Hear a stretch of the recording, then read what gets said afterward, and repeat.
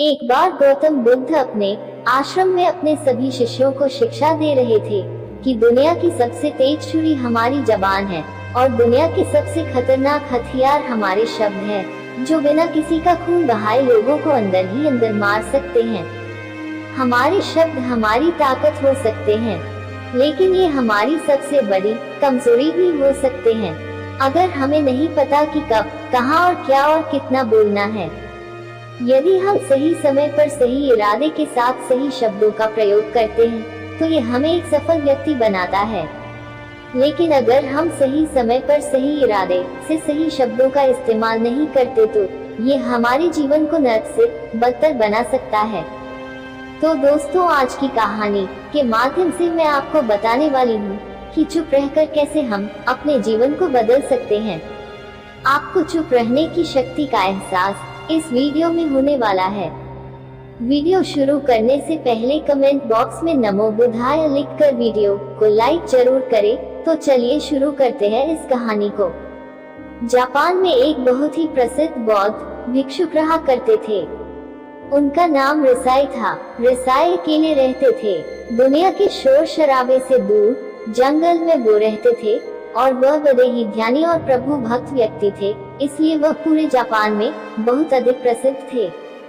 एक दिन एक राजकुमार रिसाई के पास आया और बोला, हे प्रिय भिक्षु, मैं हमेशा थका हुआ, निराश और परेशान महसूस करता हूँ।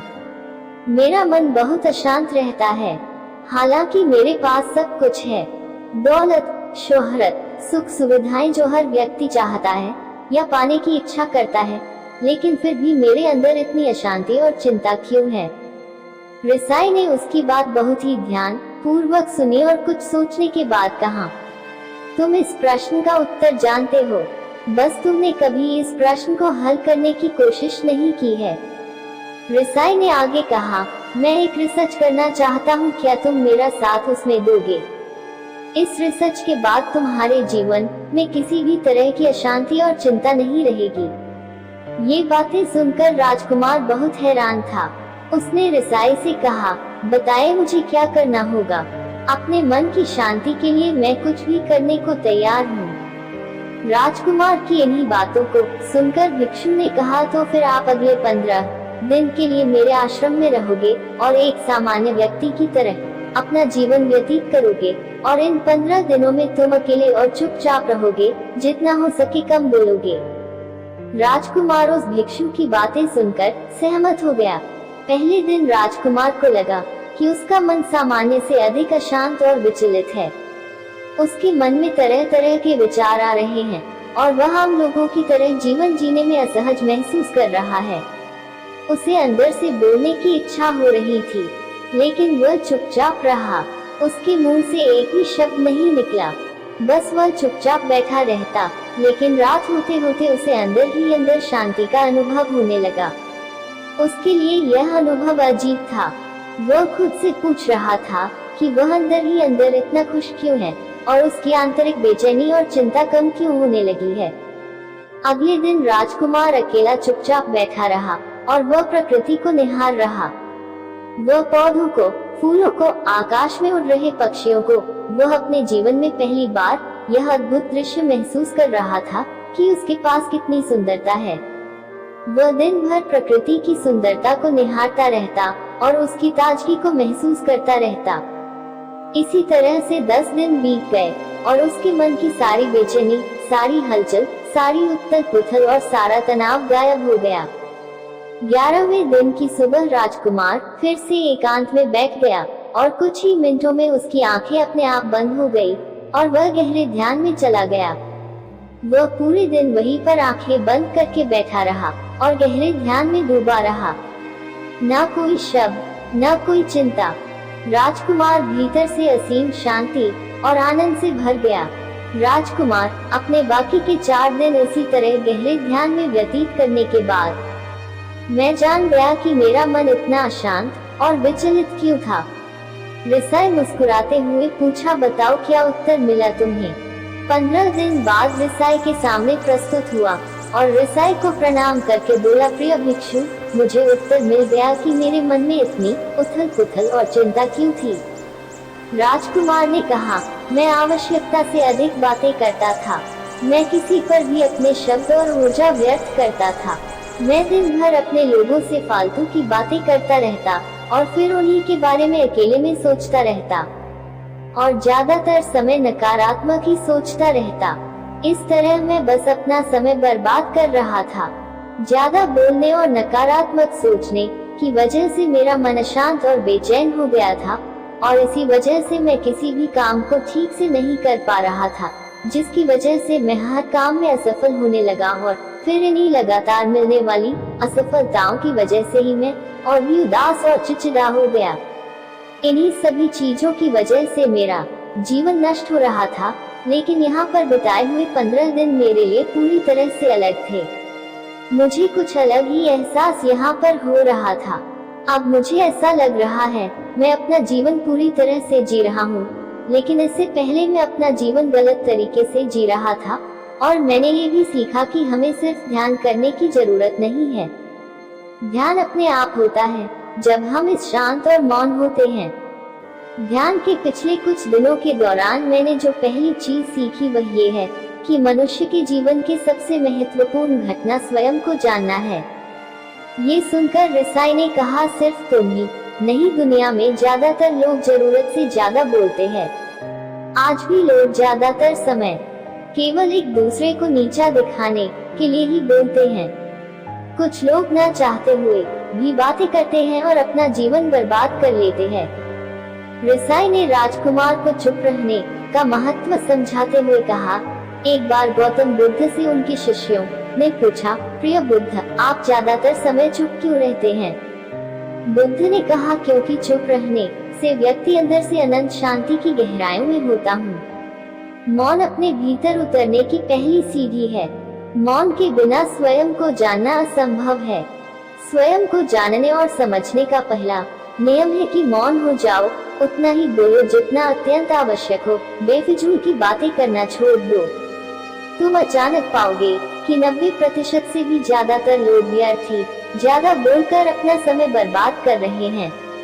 ना बोलने का कोई भी नुकसान नहीं है, लेकिन यदि आप ज्यादा बोलते हैं तो आप अत्यधिक गलती कर देते हैं। अगर व्यक्ति कम बोलना शुरू कर दे दो, दुनिया की 90% मुसीबतें कम हो जाएगी, झगड़े फसाद कम हो जाएंगे, उपद्रव कम हो जाएंगे, अदालतें कम हो जाएगी। अगर लोग थोड़ा चुप रहना सीख लिए, संसार की बहुत सारी समस्याएं हैं, बहुत सारा उपद्रव सिर्फ बोलने से पैदा होते हैं। सारी बात मौन सीखने की है। जब तुम नहीं बोलते तब तुम एकांत में अकेले हो गए, भरे बाजार में भीड़ में खड़े हो, नहीं बोलते, हिमालय के शिखर में पहुंच गए। जिसने मौन की कला जान ली वो भीड़ में भी अकेले होने की कला जान लेता है। वो अपने भीतर ही डुबकी लगाने लगता है। एकांत में तो आदमी स्वर्ग में है, दूसरे की उपस्थिति ही बेचैनी पैदा करती है। पहले तुम्हें चुप रहने की शक्ति को धारण करना होगा। इससे तुम अधिकतर ऊर्जा को बचा लोगे और फिर इस स्थिति में पहुंच जाओगे कि तुम कम बोलने लगोगे। अगर तुम किसी के यहाँ पर जा रहे हो और परेशान हो जाओ, तो ऐसे में उचित है कि आंखें बंद कर लो और अपने में खो जाओ।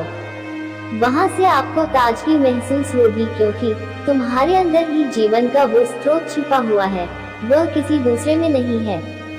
इसके बाद राजकुमार उस रिसाई से पूछते हैं, आखिर कौन हमें अपने अंदर तक लेकर जाएगा? ये बातें सुनकर रिसाई बुद्ध कहते हैं, तुम्हें स्वयं ही अपने अंदर उतरना होगा और वहीं से परम राज्य जीवन का आनंद ले पाओगे।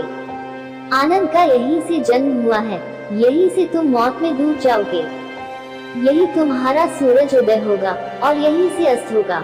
इसी प्रकार तुम बार बार डुबकी लगाओ। जब भी तुम डुबकी लगाकर लौटोगे, वहाँ से तुम पाओगे फिर ताजगी भरी जीवन की नई संपदा मिलेगी।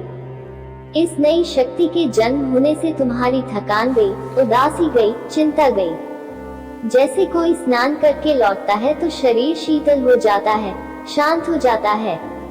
ऐसे ही जब कोई भीतर से साफ होकर वापस आता है, मौन में स्नान करके लौटता है, तो समस्त अस्तित्व, समस्त व्यक्तित्व शांत और मौन हो जाता है, आनंदित हो जाता है।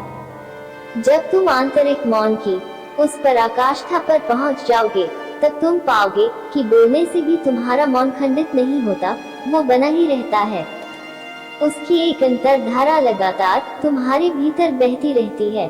तुम बोलते तो हो, तुम शब्द का उपयोग भी करते हो, लेकिन वो तुम्हारे मौन को खंडित नहीं कर पाती। एक बार गहरे मौन में स्थिर हो जाओ, फिर तुम्हारी वाणी में भी मिठास आ जाएगी।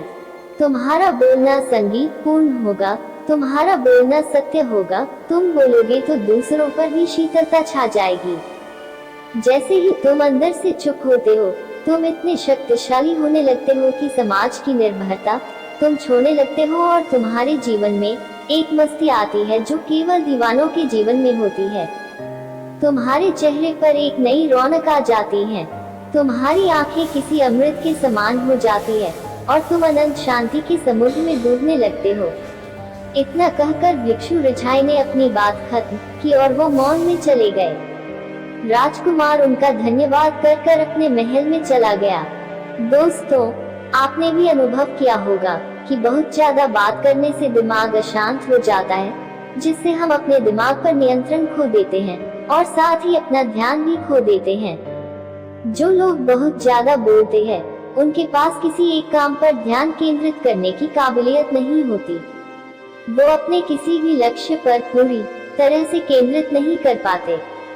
अगर हमारा दिमाग एक जगह केंद्रित नहीं है, तो हम जीवन की सच्चाई नहीं समझ पाते और न ही मनचाही सफलता कभी हासिल कर पाएंगे। इसके अलावा भी आपने देखा होगा कि जो लोग अधिक बोलते हैं, वो अक्सर लोगों के बीच हंसी का पात्र बन जाते हैं, और जो लोग कम बोलते हैं और अपनी बात पर कायम रहते हैं, उन्हें लोगों से सम्मान मिलता है। लोग उनकी बातों को सुनते हैं और उन पर भरोसा भी करते हैं।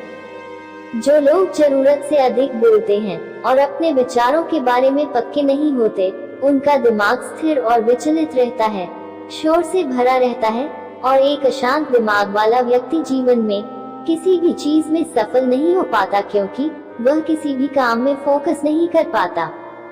यदि किसी व्यक्ति को ये पता है कि उसे कब, कहां और क्या बोलना है, तो वह व्यक्ति सच में बहुत बुद्धिमान है, और ऐसा व्यक्ति जहां भी जाता है, उसका व्यक्तित्व आकर्षण का केंद्र बन जाता है, और वह जो कुछ भी करता है उसमें सफल अवश्य होता है। अगर हम किसी महान और सफल व्यक्ति के व्यक्तित्व को गहराई से देखें तो पाएंगे कि वो कम बोलते हैं और कम से कम शब्दों में अपनी बात खत्म कर देते हैं। वो बोलने से पहले वो चीजों और जिसके बारे में उसे बोलना है, उनके बारे में गहराई से सोचते हैं। लेकिन जो लोग बहुत ज्यादा बोलते हैं, बहुत बार वो झूठ भी बोलते हैं और अपनी बातों से दूसरों के मन और विचारों पर कचरा डालते रहते हैं। वह ज्यादातर समय दूसरों की बुराई करते रहते हैं, इसलिए उनके अपने भी उनसे नफरत करने लगते हैं और उनसे बचने की कोशिश करते हैं। हमारे भारतीय उपनिषदों में कहा गया है कि हमारे शब्द वास्तविक ब्रह्म शक्ति हैं। मौन से धैर्य आता है, धैर्य से ध्यान, और ध्यान से हम अपने जीवन के बारे में जागरूक हो जाते हैं। इसलिए अगर हम ज्यादा बात करते हैं, तो हम मौन को खो देते हैं, जो मन की शांति का पहला स्तंभ है। दोस्तों, आज से हम भी चुप रहने का अभ्यास अवश्य करेंगे। आज से हम भी वही बोलेंगे जो जरूरी है, और हम कोशिश करेंगे कि कम से कम शब्दों में अपनी बात खत्म करें, और हो सके तो कोशिश करेंगे कि रोज कम से कम 30 मिनट एकांत में चुपचाप बैठेंगे। और मुझे पूरा विश्वास है कि इससे हम सबके अंदर एक सकारात्मक बदलाव जरूर आएगा। इसी के साथ इस वीडियो को खत्म करते हैं। दोस्तों, उम्मीद करती हूँ आपको इस कहानी से एक अच्छी सीख मिली होगी। ये कहानी आपको कैसी लगी, हमें कमेंट बॉक्स में कमेंट करके जरूर बताएं, और साथ ही इस कहानी को अपने दोस्तों के साथ जरूर शेयर करें, ताकि उन्हें भी इस कहानी से कुछ सीखने को मिल सके। धन्यवाद।